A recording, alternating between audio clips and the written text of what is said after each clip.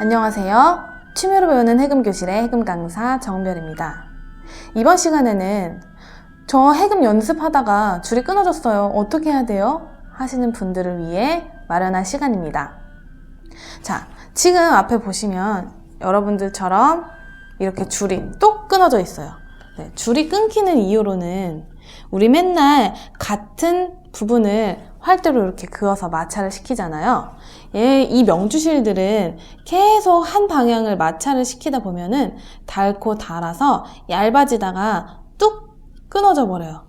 네, 그래서 지금 줄 끊어지신 여러분들은 연습 열심히 하셨기 때문에 줄이 끊어진 거니까요. 네, 먼저 축하의 말씀을 전하겠고요.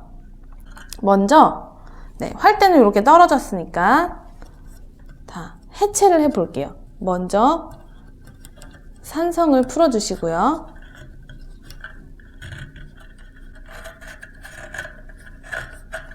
자, 이렇게 산성을 풀어서 옆에 놔주시고요.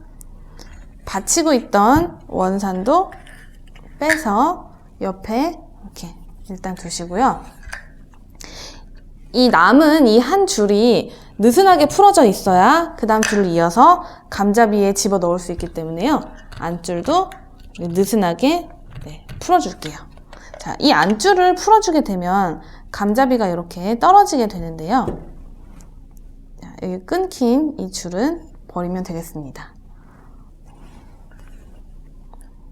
이렇게 느슨해진 감자비 사이로 바깥줄을 조금 내려서 여기 감자비 보시면 이 안에 구멍이 있죠.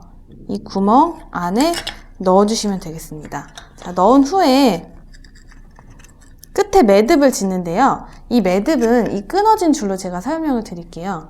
자, 이렇게 돌려서 그냥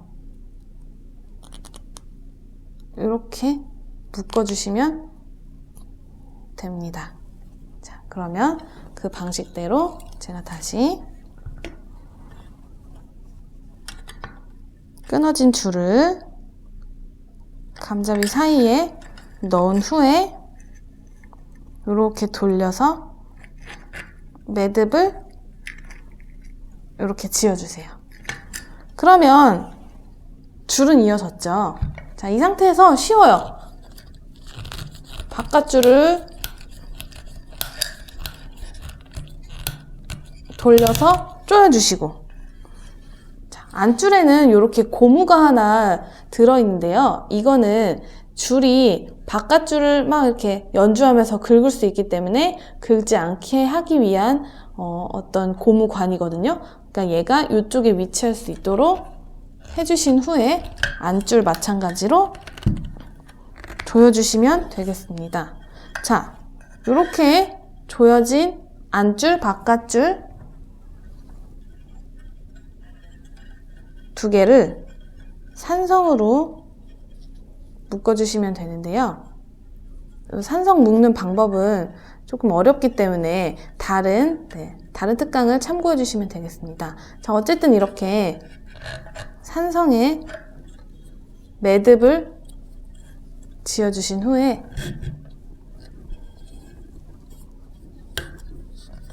먼저 밑에 있는 주와에 산성을 연결해서 묶어주시면 되고요.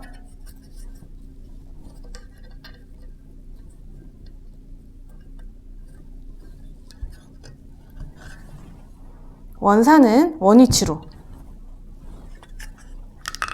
바깥줄과 안줄을 받쳐줄 수 있도록 끼워주시면 되고요. 마지막으로 이 활대를 안줄과 바깥줄 사이에 끼워서 연결을 해주시면 되겠죠?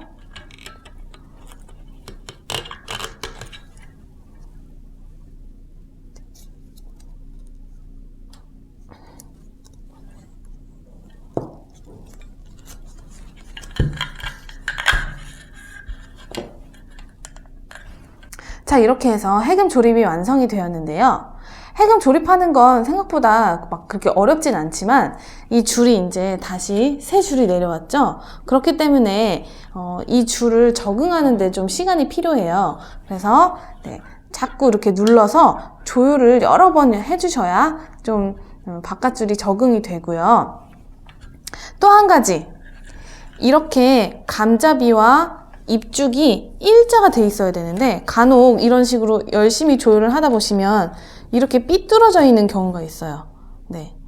삐뚤어져 있으면 당연히 보기에도 안 좋고 소리도 잘 나지 않겠죠? 그래서 이렇게 돌려서 입죽과 원상과 감잡이 모두가 주화가 일자가 될 수 있도록 이렇게 조절을 해주시면 완성입니다. 지금까지 해금 줄이 끊어졌을 때 어떻게 해야 되는지에 대해서 배워보았는데요. 이 해금 줄을 가는 거는 꼭 그렇게 줄이 끊어졌을 때 뿐만 아니라 줄이 시커매져서 더 이상 막 보기 싫어질 정도로 됐을 때 줄을 갈아주셔도 되고요. 혹은 내가 매일 연주하는 그 말총이 닿는 부분 있죠? 그 부분이 너무 닳아서 없어지거나 보풀하기가 많이 일어났거나 했을 경우에도 줄을 갈아주시는 것이 좋습니다. 또 중요한 연주가 있을 때는 한 일주일 전쯤 줄을 미리 갈아주시는 것도 방법이겠죠? 해서 지금까지 줄 어떻게 가는지에 대해서 배워보았습니다. 수고 많으셨습니다. 감사합니다.